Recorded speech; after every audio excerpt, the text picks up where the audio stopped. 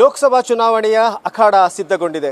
ದಕ್ಷಿಣ ಕನ್ನಡ ಲೋಕಸಭಾ ಕ್ಷೇತ್ರದಲ್ಲಿ ಬಿಜೆಪಿ ಹಾಗೆಯೇ ಕಾಂಗ್ರೆಸ್ ನಡುವೆ ನೇರ ಹಣಾಹಣಿ ಇರುವುದು. ಆದರೆ ಈ ಬಾರಿ ಗಮನಿಸಬೇಕಾದ ಅಂಶ, SDPI ಈ ಬಾರಿ ತನ್ನ ಅಭ್ಯರ್ಥಿಯನ್ನು ಕಣಕ್ಕಿಳಿಸಿಲ್ಲ.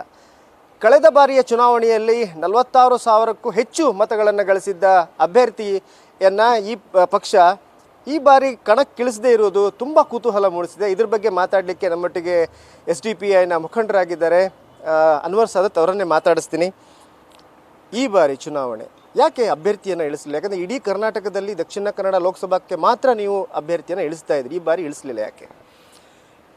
ಕಳೆದ 10 ವರ್ಷಗಳಿಂದ ಈ ದೇಶದಲ್ಲಿ ಆಡಳಿತ ಮಾಡ್ತಾ ಇರುವಂತಹ BJP ಸರ್ಕಾರ, ಆ BJP ಸರ್ಕಾರದ ಕೋಮು ಧ್ರುವೀಕರಣದ ವಿಚಾರಗಳಿರ್ಬೋದು, ಅಥವಾ ಪರಸ್ಪರ ಎತ್ತಿಕಟ್ಟುವಂಥ ವಿಚಾರಗಳಿರ್ಬೋದು, ಸಂವಿಧಾನವನ್ನೇ ದುರ್ಬಲಗೊಳಿಸುವಂತಹ ಅದರ ಕೆಲಸ ಕಾರ್ಯಗಳಿರ್ಬೋದು, ಆ ಫ್ಯಾಸಿಸ್ಟ್ ಮನಸ್ಥಿತಿಯನ್ನು ಈ ದೇಶದ ಮೇಲೆ ಹೇರುವಂಥ ವ್ಯವಸ್ಥೆಗಳಿರ್ಬೋದು, ವಿಶೇಷವಾಗಿ ಕರ್ನಾಟಕದ ಜನತೆಯ ಕನ್ನಡಿಗರ ಸ್ವಾಭಿಮಾನಕ್ಕೆ ಧಕ್ಕೆ ತರುವಂಥ ವಿಚಾರಗಳಿರ್ಬೋದು, ಇಲ್ಲಿನ ತೆರಿಗೆಯ ಪಾಲನ್ನು ಸಮರ್ಪಕವಾಗಿ ಈ ದೇಶಕ್ಕೆ ಕೊಡದೆ, ಈ ರಾಜ್ಯಕ್ಕೆ ಕೊಡದೆ ಮೋಸ ಮಾಡುವಂಥ ವಿಚಾರಗಳಿರ್ಬೋದು, ಅದು ಬೇರೆ ಬೇರೆ ಸಂದರ್ಭಗಳಲ್ಲಿಯೂ ಕೂಡ ಇಲ್ಲಿನ ಕರ್ನಾಟಕಕ್ಕೆ ತುಂಬ ಅವರ ಸ್ವಾಭಿಮಾನಕ್ಕೆ, ಅದೇ ರೀತಿ ಇಲ್ಲಿನ ವ್ಯವಸ್ಥೆಗೆ ಧಕ್ಕೆ ಮಾಡುವಂಥ ಕೆಲಸವನ್ನು ಈ ಕೇಂದ್ರ ಸರ್ಕಾರ ಮಾಡಿದೆ. ಅಂದರೆ ಒಂದು ಥರ ಸರ್ವಾಧಿಕಾರಿ ಧೋರಣೆಯ ಆಡಳಿತವನ್ನು ಈ ದೇಶದಲ್ಲಿ BJP ಸರ್ಕಾರ ಮಾಡ್ತಾ ಇದೆ. ಇದನ್ನೆಲ್ಲ ಇಟ್ಟುಕೊಂಡು ನಾವು ಈ ಸಲ ಕರ್ನಾಟಕ ಸೇರಿದಂತೆ, ಕೇರಳ ಸೇರಿದಂತೆ ಕೆಲವೊಂದು ರಾಜ್ಯಗಳಲ್ಲಿ ನಾವು BJPಯನ್ನು ಸೋಲಿಸಬೇಕು, ಅದೇ ರೀತಿ BJP ವಿರೋಧಿ ಶಕ್ತಿಗಳನ್ನು ಬಲಪಡಿಸಬೇಕು ಎಂಬಂಥ ಉದ್ದೇಶದಿಂದ ಇವತ್ತು ನಾವು ಕರ್ನಾಟಕ ಸೇರಿದಂತೆ ದಕ್ಷಿಣ ಕನ್ನಡ ಜಿಲ್ಲೆಯಲ್ಲಿ ನಾವು ಚುನಾವಣೆಗೆ ಸ್ಪರ್ಧೆ ಮಾಡ್ತಾ ಇಲ್ಲ. ಆದರೆ BJPನ ಸೋಲಿಸಬೇಕು ಒಂದು ಕಡೆ, ಆದರೆ ಇನ್ನೊಂದು ಕಡೆ ನೀವು ಬೇರೆ ಬೇರೆ ರಾಜ್ಯಗಳಲ್ಲಿ ಇವರನ್ನು ಅಭ್ಯರ್ಥಿಗಳನ್ನು ನಿಲ್ಲಿಸಲಿಲ್ಲ. ಆದರೆ ಕೆಲವು 18 ಕಡೆ ನೀವು ಅಭ್ಯರ್ಥಿಗಳನ್ನು ನಿಲ್ಲಿಸಿದಿರಿ. ಅದು ಹೇಗೆ, ಸ್ಟ್ರಾಟಜಿ ಏನು ಅಂತ ಅರ್ಥ ಆಗಲಿಲ್ಲ. ಅದು ಅಲ್ಲಿನ ಸ್ಥಳೀಯ ಸ್ಟ್ರಾಟಜಿಗಳನ್ನು ನೋಡಿಕೊಂಡು, ಅಲ್ಲಿನ ಕೆಲವೊಂದು ಕಡೆಯಲ್ಲಿ ಸ್ಥಳೀಯ ಕೆಲವೊಂದು ಪಕ್ಷಗಳೊಂದಿಗೆ ಹೊಂದಾಣಿಕೆ ಮಾಡಿಕೊಂಡು ಅಲ್ಲಿ ಚುನಾವಣೆಗೆ ನಾವು ಸ್ಪರ್ಧಿಸ್ತಾ ಇದ್ದೇವೆ. ನಾನು ಹೇಳ್ತಾ ಇರುವಂಥ ವಿಚಾರ ಪ್ರತ್ಯೇಕವಾಗಿ ಕರ್ನಾಟಕದ ವಿಚಾರ. ಕರ್ನಾಟಕದಲ್ಲಿ ಈ ಎಲ್ಲ ಉದ್ದೇಶಗಳಿಂದಾಗಿರ್ತದೆ ನಾವು ಚುನಾವಣೆಯಲ್ಲಿ ಸ್ಪರ್ಧಿಸ್ತದೆ ಇರಲಿಕ್ಕೆ ತೀರ್ಮಾನ ಮಾಡಿದ್ದು. ಯಾಕಂದರೆ ಕಳೆದ ಬಾರಿ 46,000ಕ್ಕಿಂತ ಹೆಚ್ಚು ಮತಗಳನ್ನು ಗಳಿಸಿದವರು ಈ ಬಾರಿ ತಮ್ಮ ಅಸ್ತಿತ್ವವನ್ನೇ ತೋರಿಸ್ತಾ ಇಲ್ಲ. ಯಾಕೆ ಅಂದರೆ ನಾವು ಚುನಾವಣೆಗೆ ನಿಲ್ಲದೇ ಇದ್ದರೆ ನಮ್ಮ ಅಸ್ತಿತ್ವ ತೋರಿಸಲಿಕ್ಕೆ ಸಾಧ್ಯ ಇಲ್ಲ ಅಂತ ಹೇಳುವಂಥದ್ದನ್ನು ಒಪ್ಪಿಕೊಳ್ಳಲಿಕ್ಕೆ ಸಾಧ್ಯ ಇಲ್ಲ. ಯಾಕೆಂದರೆ social democratic party of India ಚುನಾವಣಾ ರಾಜಕೀಯ ಮತ್ತು ಹೋರಾಟದ ರಾಜಕೀಯದ ಮೇಲೆ ವಿಶ್ವಾಸ ಇರುವಂಥ ಒಂದು ಪಕ್ಷ. ಇಲ್ಲಿ ಚುನಾವಣಾ ರಾಜಕೀಯಕ್ಕಿಂತಲೂ ಕೆಲವು ಸಂದರ್ಭಗಳಲ್ಲಿ ನಾವು ಹೋರಾಟದ ರಾಜಕೀಯದ ಮೇಲೆ ವಿಶೇಷವಾದಂತಹ ಗಮನ ಹರಿಸಿದ್ದೇವೆ. ಬೇರೆ ಬೇರೆ ಸಂದರ್ಭಗಳಲ್ಲಿ ಅದು CAA, NRC ಅಂತಹ ದೊಡ್ಡ ಮಟ್ಟದ ವಿಚಾರಗಳಿರ್ಬೋದು, ಇಂತಹ ರಾಷ್ಟ್ರೀಯ ಮಟ್ಟದ ವಿಚಾರಗಳಿರ್ಬೋದು, ಅಥವಾ ರೈತರ ಹೋರಾಟಗಳಿರ್ಬೋದು, ಅಥವಾ ಬೇರೆ ಸ್ಥಳೀಯವಾದಂತಹ ಕಾನೂನುಗಳನ್ನು ತರುವಾಗಿರ್ಬೋದು, ಇದೆಲ್ಲ ಸಂದರ್ಭಗಳಲ್ಲಿಯೂ ಕೂಡ ಇಲ್ಲಿನ ಸರ್ಕಾರದ ವಿರುದ್ಧ ಒಂದು ಪರ್ಯಾಯ ರಾಜಕೀಯ ಪಕ್ಷವಾಗಿದ್ದುಕೊಂಡು ಬೀದಿಯಲ್ಲಿ ನಿಂತು ಮುಂಚೂಣಿಯಲ್ಲಿ ಹೋರಾಟ ಮಾಡಿದಂಥ ಪಕ್ಷ social democratic party of India. ಆದ ಕಾರಣ ನಮಗೆ ಇಲ್ಲಿ ನಾವು ಸ್ಪರ್ಧೆ ಮಾಡಲಿಲ್ಲದಿದ್ದರೆ ನಾವು ಇನ್ನೂ ಕೂಡ ನಮ್ಮ ಅಸ್ತಿತ್ವ ಕಳೆದುಕೊಳ್ತೇವೆ ಅಂತ ಹೇಳುವಂಥದ್ದು ಯಾವ ಇದು ಕೂಡ ಇಲ್ಲ, ಯಾವ ಆತಂಕವೂ ಇಲ್ಲ.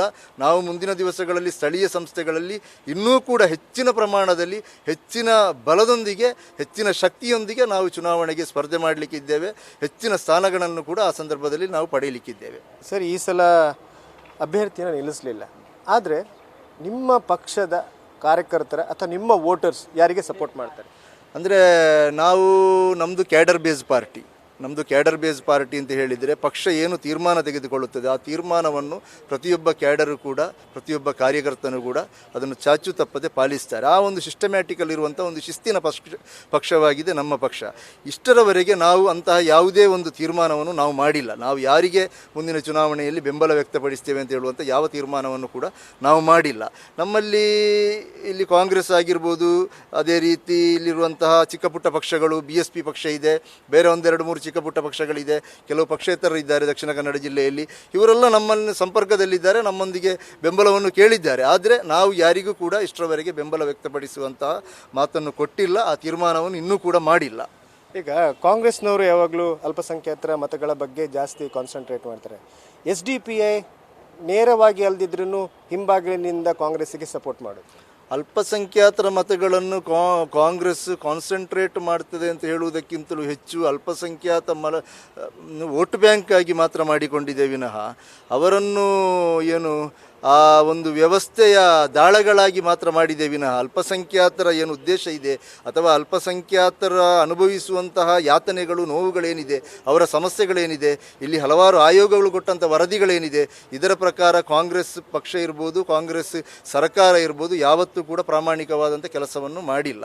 ಕಳೆದ 15 ವರ್ಷಗಳಿಂದ ಇಲ್ಲಿ ಅಧಿಕಾರ ನಮ್ಮದು ಯಾವುದೇ MLA ಇಲ್ಲ MP ಇಲ್ಲದೆ ಇದ್ದರೂ ಕೂಡ ಇಲ್ಲಿ ನ್ಯಾಯಾಂಗ ಹೋರಾಟಗಳಿರ್ಬೋದು, ಬೀದಿ ಹೋರಾಟಗಳಿರ್ಬೋದು, ಅದೇ ರೀತಿ ಅಭಿಯಾನಗಳಿರ್ಬೋದು, ಇಂಥ ಎಲ್ಲ ವಿಚಾರಗಳೊಂದಿಗೆ ಈ ಸಮುದಾಯಗಳ ಅದೇ ರೀತಿ ಹಿಂದುಳಿದ ಸಮುದಾಯಗಳ ಅವರ ಜ್ವಲಂತ ಸಮಸ್ಯೆಗಳ ಬಗ್ಗೆ ಬಹಳ ಆಳವಾಗಿ ಅಧ್ಯಯನ ಮಾಡಿಕೊಂಡು ಅದಕ್ಕಾಗಿ ಬೀದಿಯಲ್ಲಿ ಅದೇ ರೀತಿ ಕಾನೂನು ರೀತಿಯಲ್ಲಿ ಬೇರೆ ಬೇರೆ ರೀತಿಯಾದಂಥ ಹೋರಾಟಗಳನ್ನು ಮಾಡಿಕೊಂಡು ನಾವು ಪ್ರಾಮಾಣಿಕವಾಗಿ ಬಂದಿದ್ದೇವೆ. ಇವತ್ತಿಗೂ ಕೂಡ ಆ ಸಮುದಾಯಗಳಿಗೆ ನಮ್ಮ ಮೇಲೆ ಭರವಸೆ ಇದೆ. ನಾಳೆ ಏನಾದರೂ ಸಮಸ್ಯೆ ನಮಗೆ ಆದರೆ ನಮ್ಮ ಪರವಾಗಿ ಧ್ವನಿ ಎತ್ತುವಂಥವರು, ನಮ್ಮ ಪರವಾಗಿ ನ್ಯಾಯ ದೊರಕಿಸಿಕೊಡುವಂತಹ ಒಂದು ಪಕ್ಷ ಏನು ಅಂತ ಹೇಳಿದರೆ ಅದು social democratic party of India ಅಂತ ಹೇಳುವಂಥದ್ದು ಪ್ರತಿಯೊಂದು ಈ ದುರ್ಬಲ ಸಮುದಾಯದ ನಾಯಕರಿಗೆ ಅದರಲ್ಲಿರುವಂತಹ ಬಹುತೇಕರಿಗೆ ನಮ್ಮ ಮೇಲೆ ವಿಶ್ವಾಸ ಇದೆ. ಅಲ್ಲ, ಈಗ ಬಿಜೆಪಿಯನ್ನು ಅಧಿಕಾರದಿಂದ ದೂರ ಇಡಬೇಕು ಅನ್ನೋದು ಒಂದು ಅಜೆಂಡಾ. ಹಾಗಾದರೆ ಕಾಂಗ್ರೆಸ್ಸಿಗೆ ಸಪೋರ್ಟ್ ಮಾಡಬೇಕಲ್ಲ? ಅಲ್ಲ, ಅದು ಸಪೋರ್ಟ್ ಯಾವುದಕ್ಕೆ ಮಾಡ್ತೇವೆ ಅಂತ ನಾವು ಈಗ ತೀರ್ಮಾನ ಮಾಡಲಿಲ್ಲ. ಕಾಂಗ್ರೆಸ್ಸಿಗೆ ಸಪೋರ್ಟ್ ಮಾಡಬೇಕು ಅಂತ ಏನಿಲ್ಲ. ಬೇರೆ ಬೇರೆ ಕಡೆಗಳಲ್ಲಿ ಕಾಂಗ್ರೆಸ್ಸಿಗಿಂತಲೂ ಬಲಿಷ್ಠವಾದಂಥ ಪಕ್ಷಗಳಿದೆ. BJPಯನ್ನು ಅಧಿಕಾರಕ್ಕೆ ದೂರವಿಡುವಂಥ ಬೇರೆ ಬೇರೆ ಪಕ್ಷಗಳು ಬೇರೆ ಬೇರೆ ಕಡೆಗಳಲ್ಲಿದೆ. ಈಗ ಪಶ್ಚಿಮ ಬಂಗಾಳದಲ್ಲಿ ಹೋದರೆ ಮಮತಾ ಬ್ಯಾನರ್ಜಿ ಅವರಿದ್ದಾರೆ, ಕೇರಳದಲ್ಲಿ ಎಡಪಕ್ಷಗಳಿದೆ. ಅದೇ ರೀತಿ ಬೇರೆ ಬೇರೆ ಕಡೆಗಳಲ್ಲಿ ಬೇರೆ ಬೇರೆ ಪಕ್ಷಗಳು ಆ BJPಯನ್ನು ದೂರವಿಡುವಂಥ ನಿಟ್ಟಿನಲ್ಲಿ ಕೆಲಸಗಳನ್ನು ಮಾಡ್ತಾ ಇದ್ದಾರೆ. ಅದು ಆಯಾಯ ಜಾಗದಲ್ಲಿ ಅದನ್ನು ನೋಡಿಕೊಂಡು ನಾವು ಕೊನೆಯ ಕ್ಷಣದಲ್ಲಿ ಬೆಂಬಲವನ್ನು ವ್ಯಕ್ತಪಡಿಸ್ತೀವಿ. ಈಗ ಒಂದು ವೇಳೆ ದಕ್ಷಿಣ ಕನ್ನಡದಲ್ಲಿ ನೀವು ಕಾಂಗ್ರೆಸ್ಸಿಗೆ ಸಪೋರ್ಟ್ ಮಾಡ್ತೀವಿ ಅಂತಾದರೆ ವಯನಾಡಲ್ಲಿ ನಿಮ್ಮ ಸಪೋರ್ಟನ್ನು ಬೇಡ ಅಂತ ಕಾಂಗ್ರೆಸ್ ತಿರಸ್ಕಾರ ಮಾಡಿದೆ. ಅಂದರೆ ಕೇರಳದಲ್ಲಿ ವಯನಾಡಲ್ಲಿದ್ದೇವೆ. ಇದು ನಮ್ಮ ಪ್ರಾಮಾಣಿಕ ನಿಲುವು. ಇಲ್ಲಿ BJPಯನ್ನು ಸೈದ್ಧಾಂತಿಕವಾಗಿ ಸೋಲಿಸಬೇಕು ಅಂತ ಹೇಳುವಂಥದ್ದು ಸೋಷಿಯಲ್ ಡೆಮೋಕ್ರಾಟಿಕ್ ಪಾರ್ಟಿ ಆಫ್ ಇಂಡಿಯಾದ ಮೂಲವಾದಂತಹ ಮಂತ್ರ. ಇದರಲ್ಲಿ ಯಾವ ಕಾಂಪ್ರಮೈಸು ಕೂಡ ಇಲ್ಲ. ಕಳೆದ 15 ವರ್ಷಗಳಿಂದ ಇದೇ ಒಂದು ಉದ್ದೇಶದೊಂದಿಗೆ ನಾವು ಇಲ್ಲಿ ಕೆಲಸ ಕಾರ್ಯಗಳನ್ನು ಮಾಡಿಕೊಂಡು ಬರ್ತಾ ಇದ್ದೇವೆ. ಅದಕ್ಕೆ ಬೇಕಾದಷ್ಟು ನಾವು ಸವಾಲುಗಳನ್ನು ಎದುರಿಸಿದ್ದೇವೆ. ಬೇಕಾದಷ್ಟು ನಮ್ಮ ಕಾರ್ಯಕರ್ತರ ಮೇಲೆ, ನಮ್ಮ ನಾಯಕರ ಮೇಲೆ ಸುಳ್ಳು ಮೊಕದ್ದಮೆಗಳು ದಾಖಲಾಗಿದೆ. ಈಗಲೂ ಹಲವಾರು ಮಂದಿ ಜೈಲಲ್ಲಿದ್ದಾರೆ. ಇದರಲ್ಲೆಲ್ಲ ನಮ್ಮ ಮೇಲೆ ಬೇಕಾದಂಥ ದೌರ್ಜನ್ಯಗಳೆಲ್ಲ ಆಗಿದೆ. ಆದರೆ ಇಲ್ಲಿ ಎಲ್ಲಿಯೂ ಕೂಡ ಈ BJP ಸಂಘ ಪರಿವಾರದ ಮುಂದೆ ನಾವು ಮಂಡಿಯೂರುವಂಥ ಕೆಲಸ ಮಾಡಲಿಲ್ಲ. ಅವರೊಂದಿಗೆ ಯಾವುದೇ ರೀತಿಯಾದಂಥ ಹೊರ ಒಪ್ಪಂದಗಳು ಪ್ರತ್ಯಕ್ಷ ಅಥವಾ ಪರೋಕ್ಷವಾಗಿ ನಾವಿಂದು ಕೂಡ ಮಾಡಲಿಲ್ಲ.